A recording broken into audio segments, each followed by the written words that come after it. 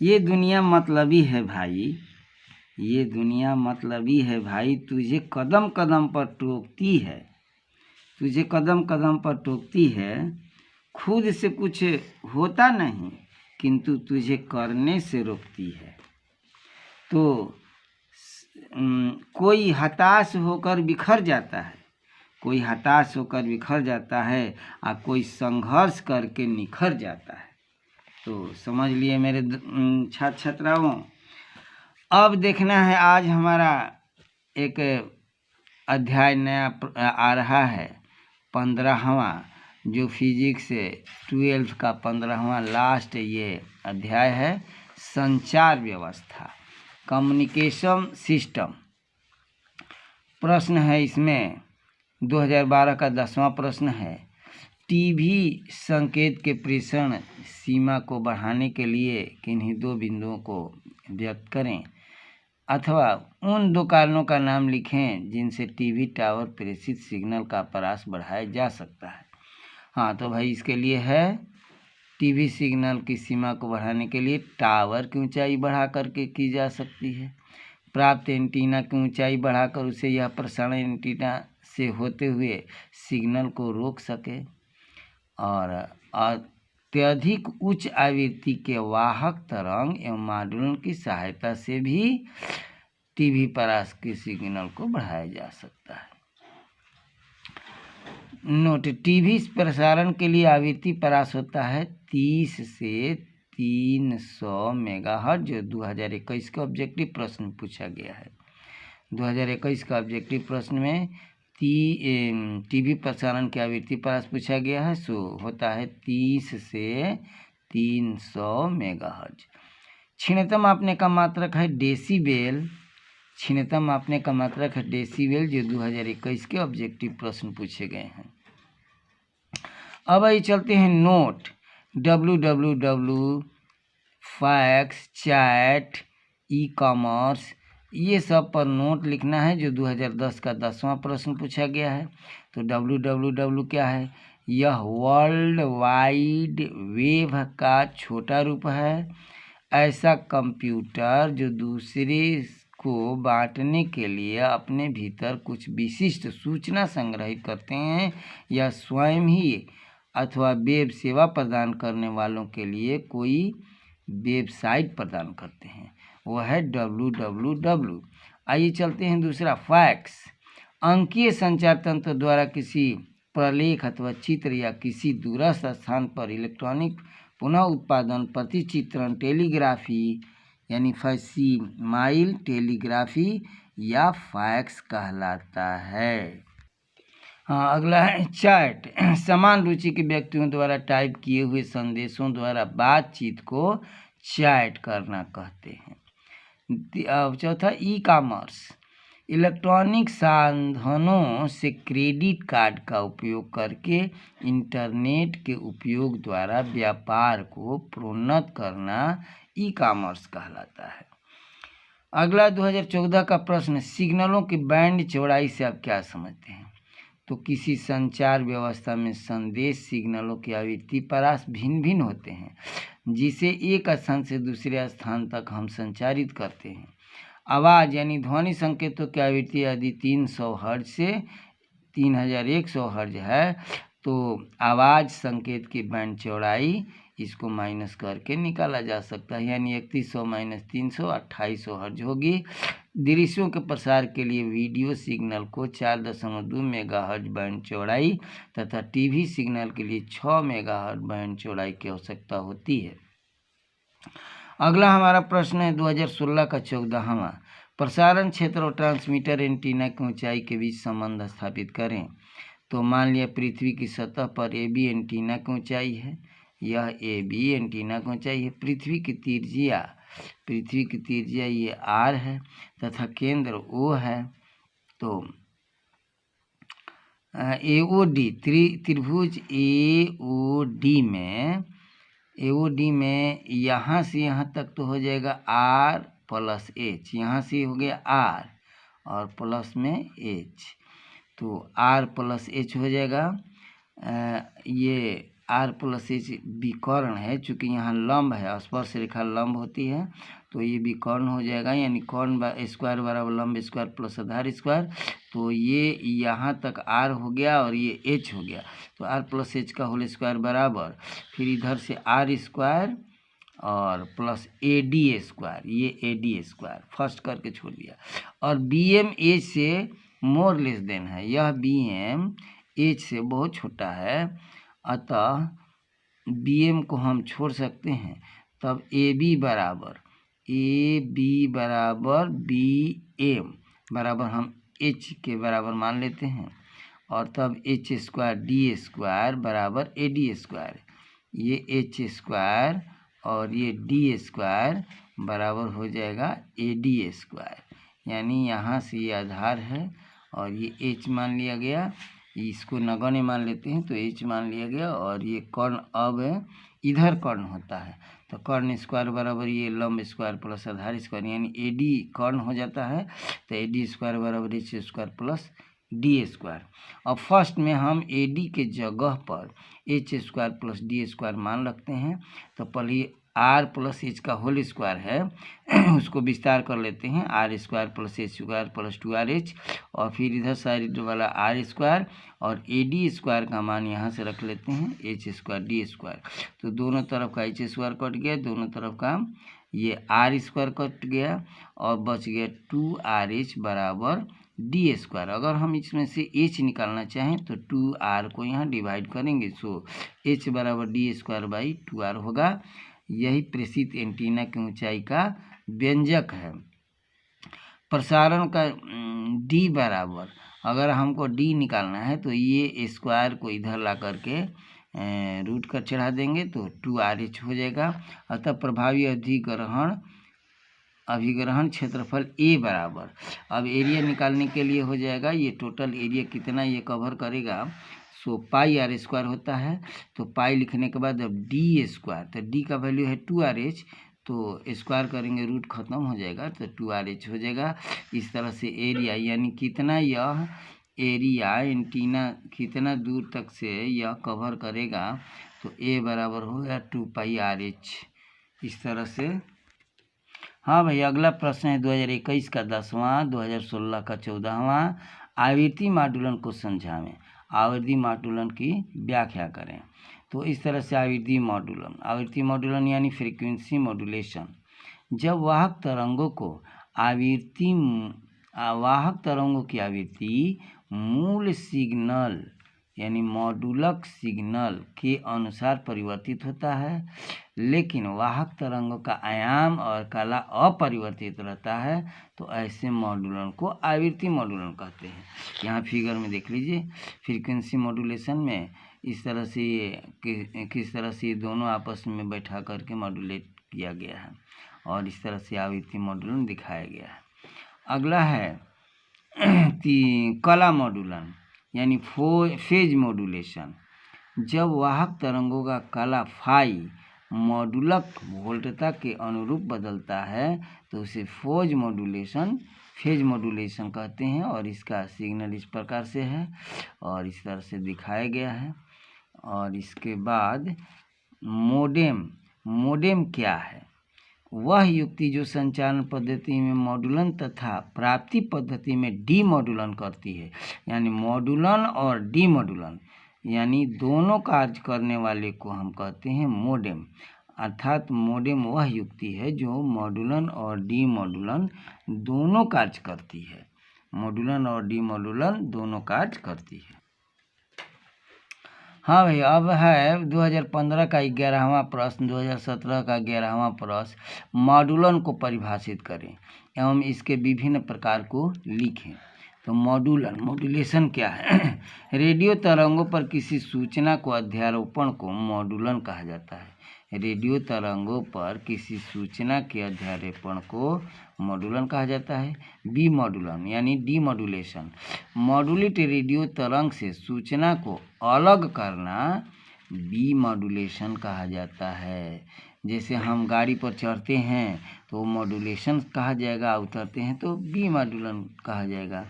तो यहाँ पर आप देख सकते हैं ये मॉड्यूलेटेड है, मॉड्यूलेटर क्या करता है, फिर एम्पलीफायर है, इसके बाद एंटीना से निकलता है, फिर रिसीविंग एंटीना में जाता है, वहाँ से डीमॉड्यूलेशन होता है, फिर एम्पलीफाई होकर के स्पीकर में जाता है। अब इस तरह से ये दिखाया गया है। अब मॉड्यूलन के प्रकार, आयाम, आवृत्ति या कला में परिवर्तन के आधार पर मॉड्यूलन के 3 प्रकार हैं। तो 3 प्रकार कौन कौन है भाई? तो एक है आयाम मॉड्यूलन, एक है आवृत्ति मॉड्यूलन और एक है कला मॉड्यूलन। सो पीछे आवृत्ति और आयाम के मॉड्यूलन के बारे में बताया गया है।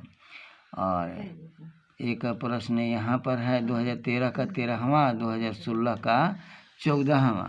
एनालॉग एवं डिजिटल संकेतों से आप क्या समझते हैं? आयाम मॉड्यूलन क्या है समझावें। ये बी में पूछा गया है। और एक में ए में एनालॉग और डिजिटल संकेतों के बारे में पूछा गया है। और बी में पूछा गया कि आयाम मॉड्यूलन क्या है समझाएं। आयाम मॉड्यूलन एवं आवृत्ति मॉड्यूलन की व्याख्या करें। प्रेसी एंटीना की ऊंचाई के लिए व्यंजक प्राप्त करें। तो इस तरह से प्रश्न किया गया है। आयाम मॉड्यूलन के बारे में देख लें। मॉड्यूलन की वह प्रक्रिया जिसमें वाहक तरंगों के आयाम मॉड्यूलन तरंगों मूल यानी तरंगों के अनुसार परिवर्तित किया जाता है, आयाम मॉड्यूलन कहलाता है। अर्थात इसमें वाहक तरंगों का आयाम मॉड्यूलन तरंग सूचना संकेत के आयाम के अनुरूप बदलता है।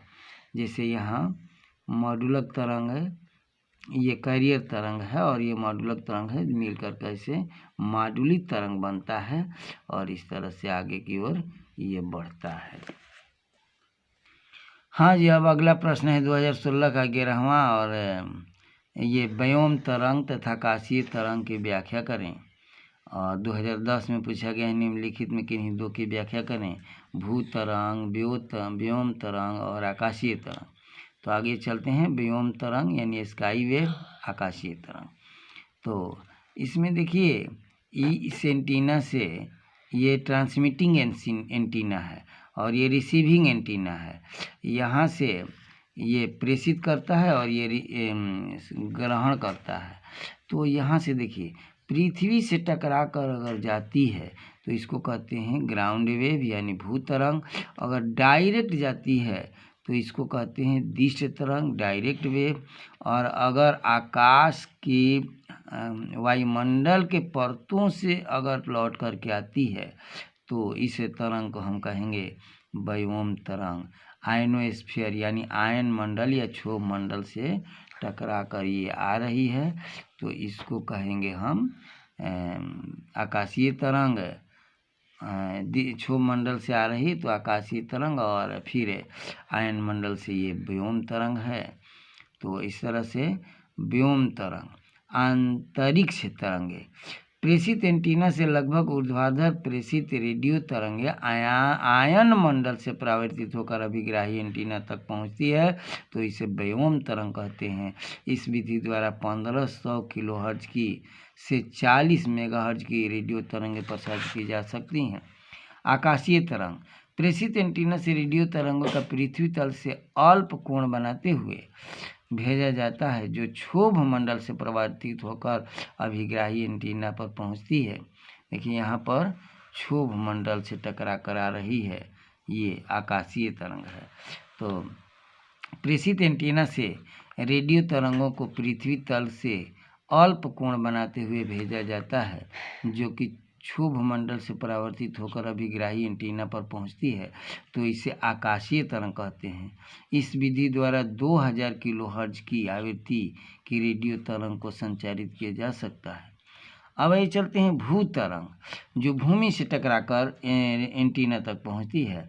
जब रेडियो तरंग पृथ्वी तल के अनुदिश यानी सतहों के साथ भेजी जाती है तो ऐसी तरंगों को भू तरंग कहते हैं। इस विधि द्वारा 1500 किलोहर्ट्ज से कम आवृत्ति की रेडियो तरंगें संचारित की जा सकती हैं।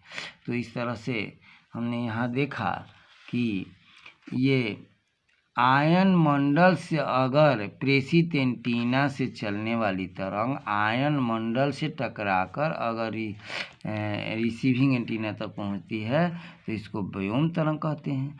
अगर तरंगे क्षोभ मंडल से टकराकर रिसीविंग एंटीना तक पहुंचती हैं तो इसको कहते हैं आकाशीय तरंग। और अगर डायरेक्ट अगर पहुंच रही है तो उसको कहते हैं दिष्ट तरंग यानी डायरेक्ट वेव। अगर पृथ्वी से टकरा करके फिर अगर रिसीविंग एंटीना तक पहुंचती है तो इसको कहते हैं भू तरंग यानी ग्राउंड वेव। हाँ भाई, तो आपके लिए तो इतना मेहनत करके सब हमने टोटल प्रश्नों को एकत्र किया और सबका प्रश्नों का आंसर बनाया। तो इस तरह से अगर आपको फ़ायदा होता हो, कुछ आप लाभान्वित होते हो तो भाई लाइक करें, सब्सक्राइब करें, साथ साथ अपने दोस्तों को भी इसे शेयर करें। तो इस तरह से ताकि मेरा मेहनत भी सफल हो सके और आप भी खुश हो और आपका परीक्षा में अच्छे अंक प्राप्ति की संभावना बनी रहे।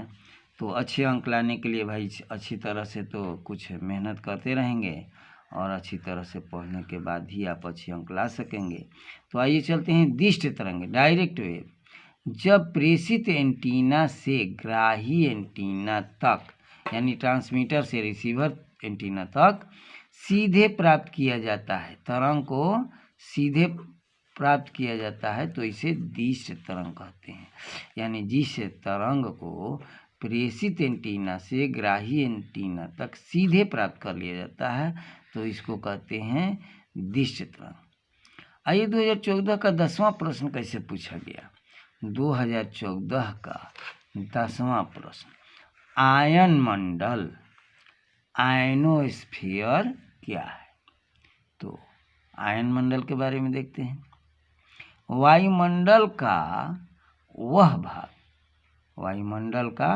वह भाग जो सूर्य के तीव्र विकिरण द्वारा या पराबैंगनी तथा एक्स किरणों द्वारा आयनीकृत हो जाता है। यानी पराबैंगनी या एक्स किरण द्वारा आयनीकृत हो जाता है तो ये कहा जाता है आयन मंडल। इसी को कहते हैं आयन मंडल। यानी वो आयनों में आयनीकृत हो जाता है कौन, वायुमंडल का जो भाग सूर्य के तीव्र विकिरण या पराबैंगनी तथा एक्स किरणों द्वारा, ये तीव्र विकिरण है, आयनीकृत हो जाता है तो इसको कहते हैं आयन मंडल यानी आयन मंडल कहलाता है। यह पृथ्वी तल से 80 किलोमीटर से 400 किलोमीटर तक का क्षेत्र होता है। तो इस तरह से आपने देखा कि आयन मंडल क्या है। और 2012 का एक 10वां प्रश्न पूछा गया है। 2012 का 10वां प्रश्न, टीवी संकेत के प्रेषण सीमा को बढ़ाने के लिए किन्हीं 2 बिंदुओं का व्यक्त करें। तो इसका तो आंसर भाई टीवी संकेत के प्रेषण के लिए हमने पीछे बताया है, जो 2012 का 10वां प्रश्न है। और एक ऑब्जेक्टिव टाइप में प्रश्न है, टीवी के लिए आवृत्ति परास क्या है। तो टीवी के लिए आवृत्ति परास है 300 मेगाहर्ट्ज से 30 मेगाहर्ट्ज से 300 मेगाहर्ट्ज। यानी टीवी के लिए आवृत्ति परास है 30 मेगाहर्ट्ज से 300 मेगाहर्ट्ज।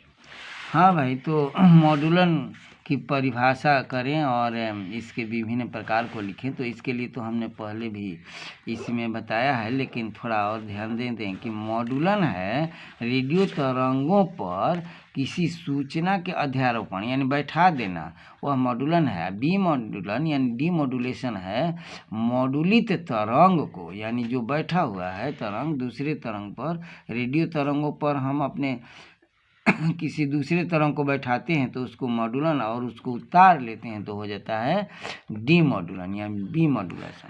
और मॉड्यूलन का प्रकार भी हमने बताया कि मॉड्यूलन 3 तरह के होते हैं। सो एक होता है आयाम मॉड्यूलन, एक आयाम मॉड्यूलन, और दूसरा होता है आवृत्ति मॉड्यूलन। सो यहाँ पर देख लीजिए आवृत्ति मॉड्यूलेशन है, फ्रीक्वेंसी मॉड्यूलन, और इसमें भी हमने पीछे बता ही दिया है कि आवृत्ति मॉड्यूलन क्या है। और फिर इसके बाद एक है यहाँ कला मॉड्यूलन यानी फेज मॉड्यूलेशन। सो इसके बारे में अच्छी तरह से पीछे हमने बताया है उसको आप देख लेंगे अच्छी तरह से शुरू से। और मॉड्यूलेशन और डीमॉड्यूलेशन दोनों काम करने वाला जो डिवाइस होता है, यानी जो उपकरण होता है, वो मोडेम कहलाता है। यानी मोडेम के द्वारा हम मॉड्यूलेशन और डीमॉड्यूलेशन दोनों करते हैं। जैसे रेडियो तरंग पर दूसरे तरंग को बैठाते हैं तो मॉड्यूलेशन होगा, और उतार लेते हैं तो डीमॉड्यूलेशन होगा। तो मॉड्यूलेशन और डीमॉड्यूलेशन दोनों का काम करने वाला मोडेम कहलाता है। तो मेरे प्रिय छात्र छात्राओं, जैसा कि आज हमने पूरी तरह से पूरे कोर्स को ख़त्म किया, और अब जो फिजिक्स का कोर्स है वो करीब करीब समाप्त हो गया। और अगर आपको इससे हमारे इस नोट से आपको फ़ायदा हो और समझ में आए तो भाई लाइक करें, सब्सक्राइब करें, साथ साथ अपने दोस्तों को भी इसमें शामिल करें। तो धन्यवाद बच्चों।